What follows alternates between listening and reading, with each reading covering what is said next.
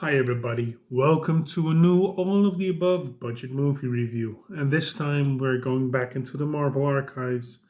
We're going back to some classics. There is some prehistory for this one. It's about the oldest family in the Marvel universe, the Fantastic Four.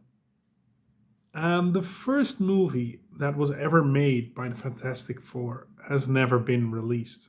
It's bootlegged and it's to be seen on YouTube. It was made by Roger Corman in 1994, off the top of my head, and it showed us a very campy version of the Fantastic Four.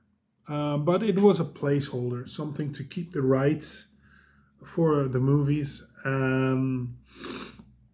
Eventually, we got a real Fantastic Four movie. It took a few years, 10 more than around something like that. But we got this Fantastic Four movie with Chris Evans, who we will see again um, as Captain America, of course. So this was his first Marvel role, playing the Human Torch. So that was cool. We got Jessica Alba, so that's fun to look at. And it's a terrific cast. Get to see Doctor Doom. We get to see their origins.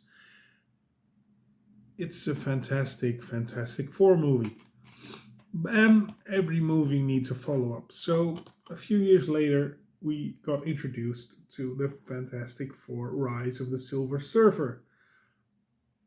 And we also have the Stan Lee cameos in there, just like in other movies. And I love this one too. It was spacey, it was science fiction, and it was a real Fantastic Four movie.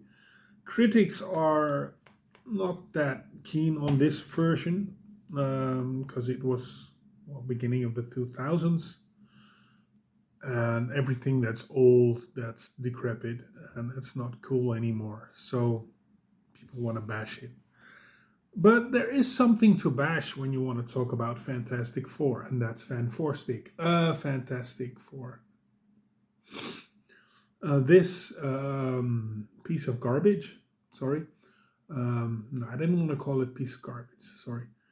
This monstrosity, sorry thing, it was a reboot with Michael B. Jordan as the Human Torch. He just got race swapped. This was one of the first movies where we see swapping, even before Marvel got into Disney. So yeah, I didn't like the story. I didn't like the actors. They were bland and they didn't do much, and the story didn't do much, and it really didn't captivate me.